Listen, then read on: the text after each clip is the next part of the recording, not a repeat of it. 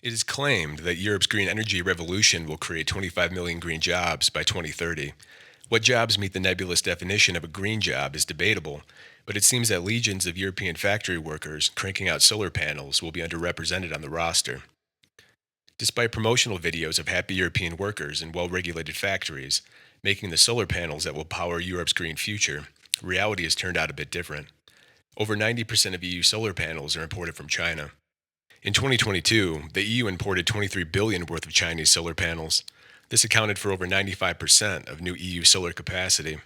In 2023, an additional $19 billion was spent on Chinese imports, and that year, 98% of new solar capacity was imported from China. With respect to solar energy, it seems that the European Green Deal will largely be made in China. In between 2011 and 2021, China invested 50 billion US dollars to increase its capacity to produce solar photovoltaics, or PVs, a sum that was 10 times more than the EU had invested in solar manufacturing. In that period, China created more than 300,000 manufacturing jobs across its emerging value chain, and, in the process, positioned itself to dominate the production of solar panels, boosting a total of around 85% of global solar PV manufacturing capacity. Globally, China controls over 80% of the required manufacturing stages, from producing polysilicon, ingots, wafers, cells, and assembled modules. But if writing checks counts as a green job, then indeed some green European jobs have been created from the solar energy expansion. From 2017 to 2024, the EU imported over $76 billion worth of Chinese solar panels. To put that number into context, that accounts for 38% of all Chinese PV exports over that period. When considering the enormity of China's solar export market, over 202 billion from 2017 to 2024, that's almost a bit impressive in a sort of melancholic way. After the European Green Deal went into effect in 2020, the rate at which Europe began importing Chinese solar panels jumped, doubling from 2020 to 2021, and then doubling again in 2022. In 2022, exports to the EU market accounted for 53% of all Chinese PV exports. 2023 saw a slight decline, only 19 billion, and by the end of 2023, Rystad Energy reported that the EU had bought so many solar panels that around 7 billion euros worth of inventory, enough to power some 20 million homes per year, was collecting dust in EU warehouses. If we take a look at solar PV module pricing, we can see that after the EU's 2022 and 2023 buying frenzy, PV module prices have dropped tremendously, falling from around 26 cents per watt in 2022 all the way down to 9 cents per watt at the end of 2024. Although this price drop is good news for those wishing to cover the countryside in solar arrays, it is bad news for Europe's manufacturing workers and for the ability of European solar technology to compete in the international market.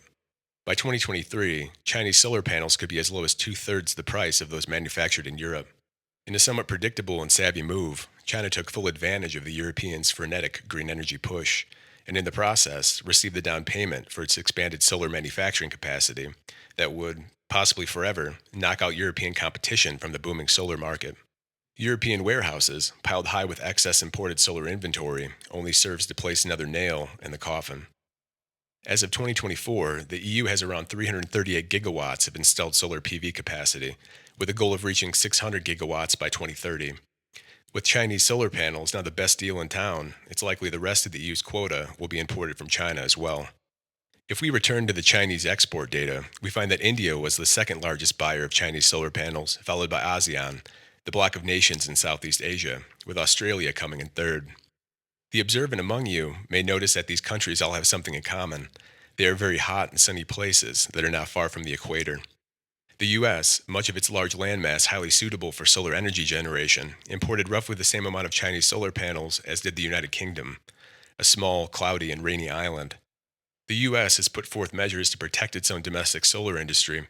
Beginning in 2012 under Obama and continuing through the Trump and Biden presidencies, the US has levied steep tariffs against Chinese solar imports. The US will struggle in the face of China's dominant control over the solar PV supply chain, but at least it has a chance. If we examine Chinese solar imports on a per capita basis, we find that from this group, Australia has imported the largest amount of Chinese solar panels. For Australia, with much of its economy based on natural resource extraction, this makes sense, as it was unlikely that a booming Australian PV manufacturing market would have emerged. And, as luck would have it, 95% of Australia's landmass is a barren, uninhabited, sun drenched wasteland populated by roving herds of feral camels, perfect for solar farms. If Australia is an ideal place for solar energy, how do the other countries stack up? Here we'll examine work done by the Global Solar Atlas. They publish key metrics related to a country's solar power potential. There are three important metrics when considering a country's potential for solar energy generation. The first and most basic is the average theoretical potential, also known as the global horizontal irradiation, or the GHI. For Australia, we have a GHI of 5.759 kilowatt hours per meter squared. Effectively, this captures the amount of solar irradiance or radiant energy that a horizontal surface in a given location receives. Generally, there's a linear proportional relationship between solar irradiance and current output of solar PV cells. Doubling the sunlight roughly doubles the current and power output of the PV cell. Of course, there are many confounding factors such as temperature effects as well as other environmental considerations like dust, atmospheric pollution, and other meteorological and geographic factors that may reduce the solar potential for a given locale. To address this, the average practical potential, or PV out, a measure of the actual achievable power output that one could expect from a typical utility scale PV system, is calculated. For Australia, it is 4.707 kilowatt hours per kilowatt peak. Finally, there is a seasonality index. The level of solar irradiance changes based on the time of year. At the more northern latitudes, there's a greater degree of seasonality. The seasonality index is calculated by dividing the highest month by the lowest month with respect to total output. A value of 1 would indicate no degree of seasonality. The seasonality index for Australia is 1.47. If we examine the solar power potential maps for several countries, we can get a feel for how suitable they are for utility scale solar generation. Red implies a higher degree of solar potential, whereas the cooler colors, green and blue, are areas with lower potential for solar energy generation. Of this set, we see that maps of Germany, the Netherlands, and Belgium have much cooler colors, and thus lower solar potentials when compared with the countries like Australia, India, the US, and Spain. Now, if we examine which countries have the greatest installed PV capacity per capita and cross reference it with the solar potential maps, we arrive at this graphic. As mentioned previously, Australia is an ideal candidate for solar generation, and the Australian government has leveraged this geographic advantage by installing a high degree of solar capacity per capita. Despite their less than ideal conditions for solar energy, we find that the Netherlands, Germany, and Belgium have a disproportionately high level of installed solar capacity relative to their solar power potentials. The Netherlands has around 2.8 times more installed solar capacity per capita than Spain, with Spain having a much more conducive environment for solar power. To continue this line of examination, we'll broaden our group to include the top 10 EU economies. Together, this group accounts for around 85% of all EU GDP. We'll then construct this graph, plotting the average practical solar potential on the x-axis with the seasonality index on the y-axis. High potential countries have a practical potential PV out above 3.5 and a seasonality index of below 2. At the bottom right, we have the high potential countries of Australia, Spain, the US, and India. On the left, we have the low potential countries. We can note that countries like Sweden and especially Norway are also plagued by a high seasonality index, with this metric for Norway being 15, with its sunniest month being 15 times more sunny than its darkest month. I've arbitrarily drawn the bad region to have a practical potential less than 2.9 kilowatt hours per kilowatt peak, but at this border region, we find the countries of the Netherlands, Germany, Belgium, and Poland, regions where efficient solar generation will be a bit of a challenge. We can also see that the dark and rainy islands, the UK and Ireland, have the lowest practical potential. Next, we'll combine these two metrics of solar potential by dividing the practical solar potential by the seasonality index in order to calculate a quotient. We can then plot this quotient against the amount of installed PV capacity for a given country, shown here. High seasonality makes grid flexibility more complicated as other power sources must be relied upon in the darker months. We can see that the Netherlands, Germany, and Belgium are outliers. Despite their low solar potential, they have installed a lot of PV capacity. The Netherlands in particular is an outlier, although this isn't surprising as the Netherlands is an anomaly for many metrics. For example, the Netherlands has received a mind-bogglingly high amount of foreign direct investment, or FDI, over the past 2 decades, while also having the highest amount of wealth redistribution within the EU. If you'd like to see just how strange the Netherlands is, you can check out my videos on FDI and wealth inequality in the EU. I'll link them in the description. Returning to the graph, we can see that most countries fall somewhere along this curve, perhaps suggesting that a carefully considered analysis of optimal solar capacity was done. Germany and the Netherlands, in contrast, seem to be a bit overly exuberant. Much of the EU, unfortunately, is not very suitable for solar power generation. The intermittent nature of solar power, as well as the high seasonality effects at northern latitudes, further complicates large scale implementation. The duck curve famously illustrates the challenges that occurs when attempting to balance the peak solar generating hours and the demands on the electricity grid. Electricity consumption generally peaks in the evening hours when solar intensity is waning. In order to build grid flexibility, energy storage solutions like pumped hydro or batteries must be used to capture the excess electricity generated during the hours of peak sunshine. This represents additional costs, as well as leading to greater grid complexity. As more and more solar capacity comes online, balancing the grid becomes more challenging. Perhaps this is why the EU has so many solar panels in storage. It can also be difficult for baseload power plants, as they may need to rapidly increase or decrease their power outputs in order to meet the demand on the electric grid. Other intermittent sources of renewable energy, like wind turbines, add more unpredictability to the system. Hydropower and geothermal sources, however, are quite stable and flexible, so in areas that have a high potential for these renewables, it may be easier to deal with base loads and grid balancing. For battery storage, China once again dominates the global market for lithium ion batteries, so going the battery route further enhances dependency on Chinese imports. Although European manufacturers have lost their competitiveness for solar panels and lithium ion battery production, they still stand a bit of a chance when it comes to wind generation.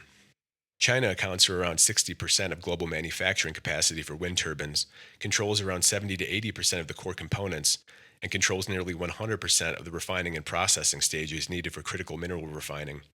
But as of today, most of the wind turbines used in the EU are still manufactured in Europe. Extra EU imports of wind turbines amounted to only zero point 0.3 billion euros in 2023, much lower than the 20 billion euros that were spent on importing Chinese solar panels. One key takeaway of this analysis, I think, is to not rush into things. Take the time to build new capacity and engage in at least a bit of economic protectionism in order to preserve your own industrial base and avoid catastrophic deindustrialization. The 5 and 10 year plans that were centrally mandated in the Soviet Union didn't exactly serve them well. And despite centuries of European dominance, economically, militarily, and industrially, the Europe of today can no longer afford to be so Eurocentric. In 1850, the countries that constitute the modern European Union accounted for 28% of global CO2 emissions. By 2023, that number had fallen all the way down to 7%. Since 2000, the reduction in CO2 emissions that the EU has managed has been drowned out 13-fold by rising emissions in China, India, and the rest of the developing world. To put that into context, the global increase in CO2 is 0.45 billion tons per year. Even if the EU reached absolute zero CO2 emissions tomorrow, it would only take 5.6 years until the increase in global emissions would fill that gap. On your crusade to save the world, don't destroy yourself in the process. We'll end with a bit of a digression from the data and examine the context of the current deindustrialization trends. History can tell us something about the past industrial revolutions, the steam engine and mechanization, factory based mass production, and the urbanization that occurred as workers flooded into densely packed cities. And of course, the most recent digital revolution, one that has only accelerated our disconnect from reality. History doesn't offer much to guide the Western countries as we transition into this coming deindustrial revolution. But as with all industrial revolutions, old skills are lost. The farmer, after moving to the city to work in a factory, no longer passed down his knowledge of the agricultural practices that were handed down from generation to generation. His children, perhaps no longer knowledgeable on matters of planting, crop rotation, or animal husbandry, instead acquired new skills and aptitudes that granted success in the new industrial era. Deindustrialization will come with the same losses, as the technicians, builders, and mechanics, those who engage with the physical world, one governed by consequences, an unforgiving system of cause and effect, have their industrial and manufacturing occupations outsourced. What will it be replaced with? Generational and even civilizational knowledge will be lost. Preserving your industrial base may come with high costs, but will the cost of discarding it be even higher? Well, looks like we're all about to find out. Demographics is often the catch all explanation for the West's decline. Fewer young people, you see, decline is inevitable. But across Europe and the US, we have a youth unemployment problem, seemingly a contradiction to this demographics is destiny argument. As productive economic activity declines, young people have fewer opportunities to learn the practical skills of the previous generation. And once they're gone, those skills could be gone forever. And we can only keep writing checks to China until our money runs out. But sometimes, by the time a problem is noticed, it's already too late. This move towards deindustrialization started a long time ago. In the US, it accelerated in the 1990s and the 2000s. For the EU, it sped up dramatically after the financial crisis. All of the industrial revolutions of the past came with great societal and class tensions.